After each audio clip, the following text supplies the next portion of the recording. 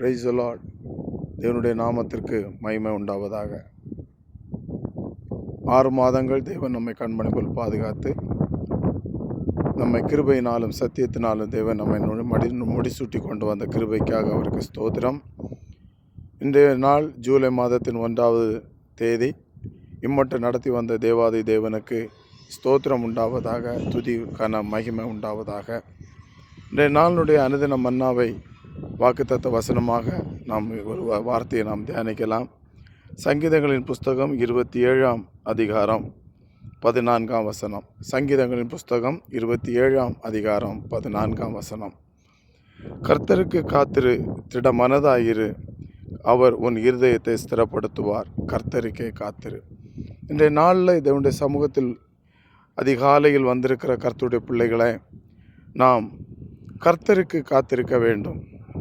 நம் மனுஷர்களுக்காக நாம் காத்திருக்கும் போது மனிதர்கள் நம்மை இளைப்படைய செய்யலாம், மனிதர்கள் நம்மை சோர்ந்து போக செய்யலாம், மனிதர்கள் நம்மை பல விதங்களில் நம்மை உபயோகப்படுத்திவிட்டு நம்மை பிரைஸ் தி லார்ட். தேவனுடைய நாமத்திற்கு மகிமை உண்டாவதாக. இந்த ஜூலை மாதத்தின் 1ஆம் தேதி ஆகின்ற நாளிலே தேவனுடைய சமூகத்தில் கடந்து வர தேவன் அந்த கிருபைக்காக அவருக்கு ஸ்தோத்திரம். இன்றைய நாளினுடைய வாக்குத்தத்த வசனமாய் அனுதின மன்னாவாய் ஒரு வார்த்தையை நாம் தியானிக்கலாம். சங்கீதங்களின் புஸ்தகம் 27ஆம் அதிகாரம் 14ஆம் வசனம். சங்கீதங்களின் புஸ்தகம் 27:14. கர்த்தருக்கு காத்திரு, திட மனதாயிரு, அவர் உன் இருதயத்தை ஸ்திரப்படுத்துவார். கர்த்தருக்கே காத்திரு. ஆமென். அல்லேலூயா. தேவனுடைய பிள்ளைகளை பார்த்து கர்த்தருடைய பரிசுத்த ஆவியானவர் சொல்லுகிற வார்த்தை இதுதான்.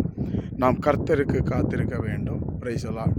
நாம் கர்த்தருக்கு காத்திருக்கும் போது ஸ்தோத்திரம், அவர் நம்முடைய இருதயத்தை ஸ்திரப்படுத்துகிற தேவனாய் இருக்கிறார் என்பது வேதம் சொல்லுகிறது.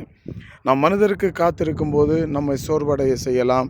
மனிதர்களுக்கு காத்திருக்கும் போது அவர்கள் நம்மை பலவிதமாய் பரிகசிக்கலாம். ஆனால் தேவனுடைய வார்த்தை சொல்லுகிறது, நீ கர்த்தருக்கு காத்திரு. Price the Lord. நீ கர்த்தருக்கு காத்திரு. இந்த ஜூலை மாதத்தில் கடந்து வந்திருக்கிற தேவனுடைய பிள்ளைகள் 6 மாதம் ஆகிவிட்டதே. என்னுடைய வாழ்க்கையில் ஒன்றும் நடக்கலையே என்று சொல்லி நம்ம கலங்கி கொண்டிருக்கலாம், நம்ம பாரப்பட்டு கொண்டிருக்கலாம், நம்ம ஸ்தோத்திரம் சோர்ந்து போயிருக்கலாம். ஆனால் பரிசுத்த ஆவியானவராகிய தேவன் சொல்லுகிறார், நீ கர்த்தருக்கு காத்திரு, நீ திடமனதாயிரு, சோர்ந்து போகாத, நீ திடமனதாயிரு, அவர் உன் இருதயத்தை ஸ்திரப்படுத்துவார். கர்த்தருக்கே காத்திரு என்று வேதத்தில் நம்ம பார்க்கிறோம். இந்த வார்த்தை நம்ம இந்த நாளில் தேற்றட்டும் பிரியமானவர்களே. இந்த வார்த்தை நம்முடைய வாழ்க்கையில் ஸ்திரப்படட்டும். இந்த மாதம் முழுவதும், இந்த வருடம் முழுவதும் இந்த வார்த்தை கர்த்தருக்கு நாம் காத்திருப்போம், நாம் திடமனதாக இருப்போம், கர்த்தருக்கே காத்திருப்போம். அவர் நம்முடைய இருதயத்தை ஸ்திரப்படுத்துவார்.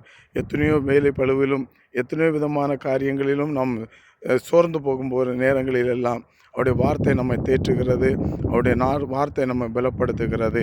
அதனால் தேவனுடைய பிள்ளைகளாகிய நாம் இன்றைய நாளில் நம் கர்த்தருக்கு காத்திருப்போம். மனுஷர்களுக்கு காத்திருக்கும் போது இளைப்படை செய்வார்கள்.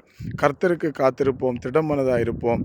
அவருக்கே நாம் காத்திருக்கும் போது அவர் நம்மை ஸ்திரப்படுத்துகிற தெய்வம், நம்மை பலப்படுத்துகிற தெய்வம். ஒரு நிமிஷம் நம்ம ஜெபிப்போமா? நல்ல தகப்பனே, இந்த காலை வேளை நல்ல வார்த்தையை தந்த கிருபைக்காய் ஸ்தோத்திரம். நாங்கள் உமக்கு காத்திருக்கிற பிள்ளைகளாய், உமக்கே நாங்கள் காத்திருக்கிற பிள்ளைகளை எங்களை பலப்படுத்தும். நீரே எங்களை இருதயத்தை ஸ்திரப்படுத்துகிற தெய்வம். இதை கேட்கிற ஒவ்வொரு பிள்ளையுடைய வாழ்க்கையிலும் நிறைவான நன்மைகளை, ஆசீர்வாதத்தை கொடுத்து பலப்படுத்தும் ஆண்டவரே. நீர் மகிமைப்படும்.